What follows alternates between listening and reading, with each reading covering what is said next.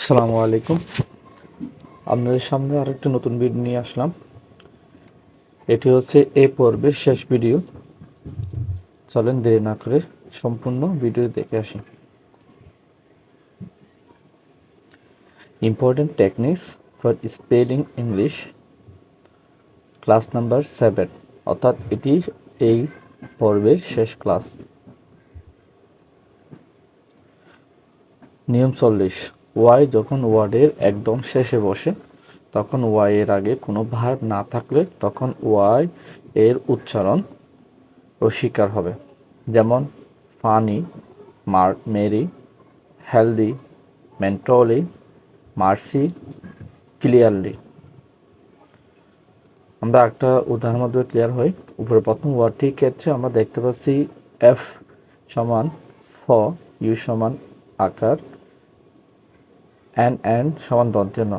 এটা হচ্ছে দুইটা যখন এন থাকবে, দুইটা যখন যখন একই রকম হবে তখন সেক্ষেত্রে একটি লেটার উচ্চারণ হবে, অন্য একটি লেটার উচ্চারণ করতে হবে না। ওয়াই সমান রসিকা, তাহলে সব বর্ণগুলো যোগ করে পাই ফানি। নিয়ম 41। যদি বাক্যের শুরুতে ডব্লিউ থাকে তাহলে ডব্লিউ এর উচ্চারণ ও অন্ধস্থির হবে এবং ভাওয়াল অনুযায়ী তাদের স্বরচিহ্নগুলো বসবে। যেমন want, went, wash, warm, wonderful, welcome. উপরে প্রথম ওয়ার্ডটির ক্ষেত্রে ডব্লিউ সমান ও অন্তস্থীয়, এ সমান আকার, এন সমান দন্ত্য, টি সমান ট। এখানে আমরা দেখতে পাচ্ছি ডব্লিউ তো ও অন্তস্থীয় আর এর জন্য আকার, তো এর জন্য শর্ট চিহ্ন ব্যবহার করা হয়েছে। তাহলে সব বর্ণ যোগ করে পাই ওয়ান্ট। ইম্পর্টেন্ট টপিকস, এই কথাগুলো খুব গুরুত্বপূর্ণ, একটু মনোযোগ সহকারে শুনবেন।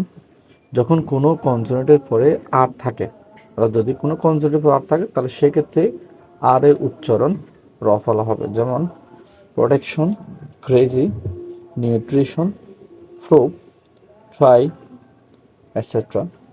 আমরা একটু উদাহরণের মাধ্যমে ক্লিয়ার হই। উপরে প্রথম ওয়ার্ডটির ক্ষেত্রে আমরা দেখতে পাচ্ছি পি সমান প, আর সমান র ফলা, অর্থাৎ একটা কনসোনেন্ট এর পরে আর, তাহলে সেক্ষেত্রে আর এর উচ্চারণটা র ফলা হয়।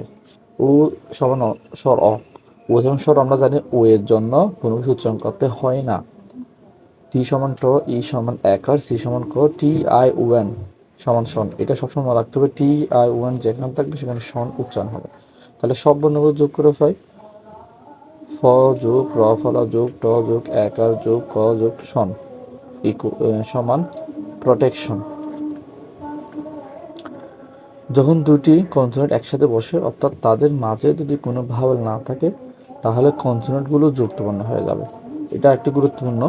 অর্থাৎ দুইটা কনসোনেন্ট যদি একই সাথে বসে তাদের মাঝখানে যদি কোনো ভাওয়েল না থাকে তাহলে সেক্ষেত্রে এরা পরস্পর যুক্তবর্ণে রূপান্তরিত হবে। যেমন member, holder, stuck, scout, hand, kind.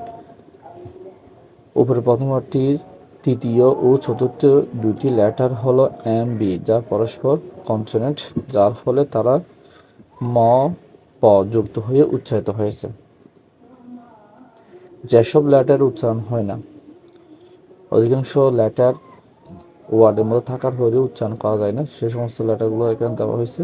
কোনো ওয়ার্ডের কেন একসাথে থাকলে, তারপর কে এন একসাথে থাকলে কে এর উচ্চারণ হয় না। যেমন নৌ, নাইফ, নি।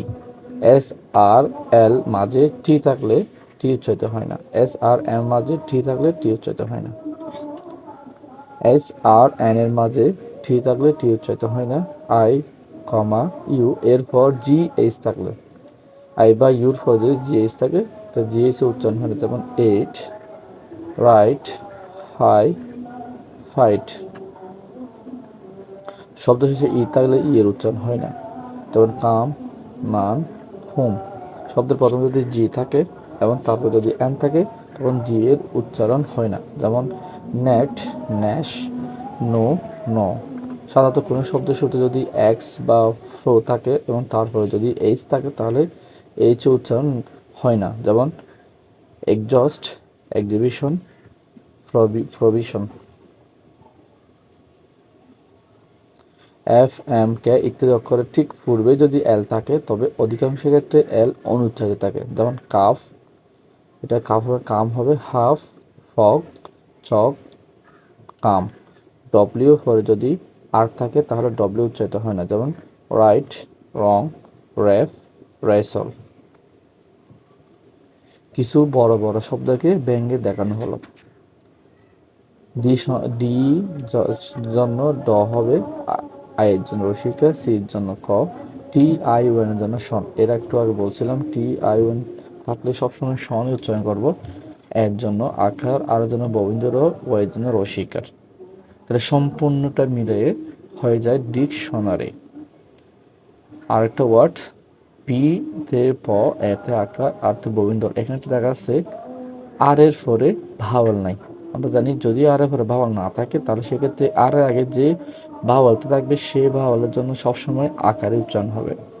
টিসে ট, আইতে রসিকার, সিতে স, আইতে রসিকার, পিতে ফ, এ এবং ই।